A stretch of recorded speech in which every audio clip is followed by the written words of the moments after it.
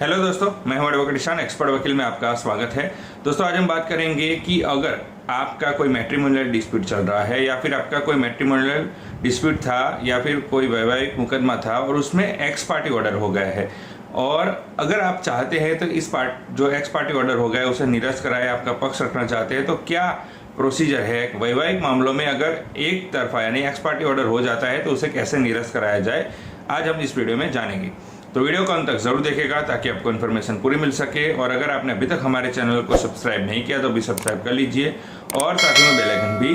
दबा दीजिए ताकि ऐसे लीगल नॉलेज, लीगल वीडियो आपको मिलते रहे। तो चलिए शुरू करते हैं।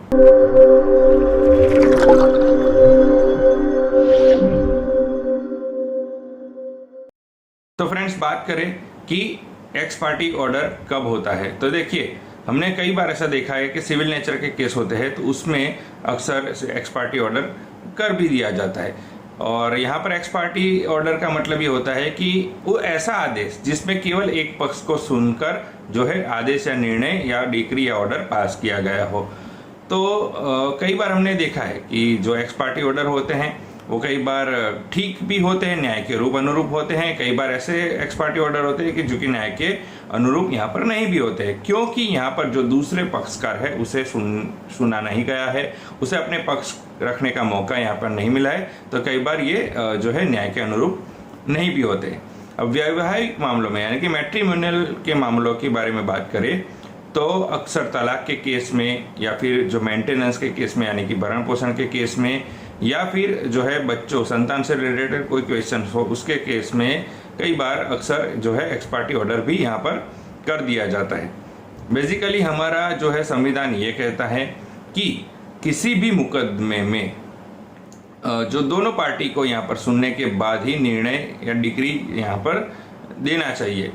क्योंकि किसी भी पक्षकार को सुना नहीं गया है तो यहाँ पर जो है निर्णय देना ठीक नहीं है। लेकिन इसका ये मतलब नहीं है कि जो है कोई व्यक्ति न्यायालय में बुलाने के बावजूद वो बार बार न्यायालय में नहीं जाता है, अपना पक्ष नहीं रखता है और मामले को टाल रहा रहता है। ऐसा नहीं होना चाहिए, क्योंकि कई बार क्या होता है कि न्यायालय में अगर किसी जो वैवाहिक मामला आता है, जैसे कि तलाक का मामला आता है, तो किसी एक पार्टी के द्वारा यहाँ पर तलाक का मामला यहाँ पर दायर किया गया है, तो यहाँ पर दूसरी पार्टी के द्वारा यहाँ पर उसकी जिम्मेदारी बनती है दूसरी पार्टी की वो कि न्यायालय में जाए, अपना पक्ष रखे, अपनी बात रखे और ये कहे कि जो तलाक में जो केस है उसमें जो आरोप लगाए हुए वो तर्कहीन है, झूठे है और ऐसी कोई हकीकत नहीं है, और अपना जो पक्ष रखना है वो रख सकता है। तो इस तरीके से उसका भी यहाँ पर ड्यूटी बनता है, जो सेकंड पार्टी है उसकी ड्यूटी बनता है कि वो न्यायालय में जाए और अपना पक्ष रखे।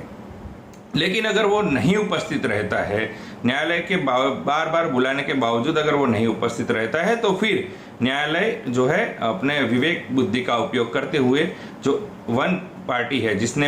याचिका दायर की है उसे सुनने के बाद, एक पक्षकार को सुनने के बाद यहाँ पर ऑर्डर या फिर डिक्री यहाँ पर पारित कर देती है। अभी एक बहुत ही महत्वपूर्ण बाबत के बारे में बताओ। जो सिविल नेचर के केस होते हैं उसमें समन्स या फिर नोटिस होती है, वो बहुत ही महत्वपूर्ण होती है, क्योंकि यहाँ पर जो इसीलिए जो न्यायालय के द्वारा जो समन्स और नोटिस जो भेजी जाती हैं, जो दूसरे पक्षकार को भेजी जाती है, अगर एक पक्षकार के द्वारा यहाँ पर जब न्यायालय में केस दायर किया जाता है तब दूसरे पक्षकार जब नोटिस या समन्स भेजा जाता है तो रजिस्टर्ड डाक के द्वारा भेजा जाता है। अब रजिस्टर्ड डाक के द्वारा जब भेजा जाता है तो कई बार क्या होता है कि जिस पते पर भेजा गया है उस पते पर जो सेकंड पार्टी है वो उसे रिसीव करने से मना कर देती है। कई बार ऐसा भी होता है, कई बार ऐसा होता है कि वो रिसीव करते हैं समन्स या नोटिस, लेकिन फिर भी वो जो न्यायालय में जब जिस डेट को जाना है, जहाँ पर उसके अपना पक्ष रखना है, वहाँ पर वो नहीं पहुँचते। न्यायालय के बार बार बुलाने के बावजूद कई बार होता है जो सेकंड पार्टी होती है वो अपना पक्ष रखने के लिए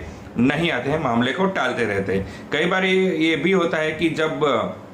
समन्स या नोटिस उसे दिया जाता है तो वो रिसीव नहीं करता है या फिर वो वहाँ से चला जाता है वह या फिर भाग जाता है। तो ऐसी परिस्थिति में फिर जो है न्यायालय जो है अपना विवेक बुद्धि का उपयोग करते हुए फिर वन साइड पार्ट जो है ऑर्डर यहाँ पर कर देते हैं। अब मान लीजिए कि किसी मैट्रिमोनियल डिस्प्यूट में, मैट्रिमोनियल के केस में वन साइड जो है ऑर्डर यहाँ पर न्यायालय के द्वारा कर दिया गया है, तो अब इसे निरस्त कराए तो कैसे कराए, क्या करे कि इसे निरस्त कराया जाए। तो देखिए, न्यायालय के द्वारा किसी केवल एक पक्षकार को सुनकर ही यहाँ पर जो है डिक्री या ऑर्डर पास कर दिया गया है और दूसरे पक्षकार को यहाँ मौका ही नहीं मिला है और वो अपना पक्ष ही नहीं रख पाया है, तो फिर यहाँ पर और उसका यहाँ पर कोई फॉल्ट नहीं, यानी कि समन्स या नोटिस प्रॉपर तरीके से उसे मिला ही नहीं है और इसके कारण से अगर वो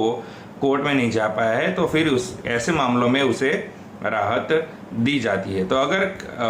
वैवाहिक मामलों में यानी कि मैट्रिमोनियल डिस्प्यूट में अगर एक पार्टी को सुनने के बाद यानी कि वन साइड पार्टी को सुनने के बाद अगर ऑर्डर कर दिया है और आप निरस्त कराना चाहते हैं तो आपको पहले हाई कोर्ट में अपील करना पड़ेगा और अपील में ये बताना पड़ेगा कि आपको प्रॉपर तरीके से समन्स या नोटिस यह इश्यू नहीं हुआ है, आपको मिला ही नहीं है, आपको जो पता ही नहीं था, इसके कारणवश आप अपना जो है पक्ष रख पाने नहीं जा पाए और आपको साथ किसी न किसी तरीके यहाँ पर अन्याय हुआ है। यहाँ पर हाईकोर्ट के द्वारा ये जांच की जाएगी कि क्या वाकई में न्यायालय के द्वारा आपको जो है पक्ष रखने का मौका नहीं दिया गया है या फिर आपको प्रॉपरली जो है समन्स या नोटिस नहीं बजाए जिसके कारण आप नहीं जा पाए और न्यायालय ने केवल एक पक्ष को सुनकर ही ये जो है डिक्री या ऑर्डर पारित कर दिया है। अगर ऐसा पाया जाता है तो फिर जो हाई कोर्ट होता है वो उस ऑर्डर को निरस्त कर देते हैं और न्यायालय को ये आदेश देते हैं कि इस केस की सुनवाई फिर से की जाए और उसके बाद फिर से यहाँ पर उस केस में जो है जजमेंट या ऑर्डर या फिर डिक्री दी जाए। लेकिन अब ये बहुत ही महत्वपूर्ण बात आ जाती है, लेकिन अगर जो है ऑनरेबल हाई कोर्ट ये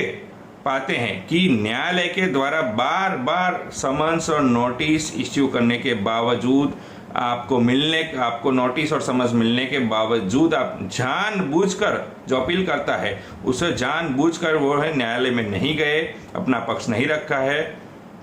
और यहाँ पर उसके कारण जो न्यायालय ने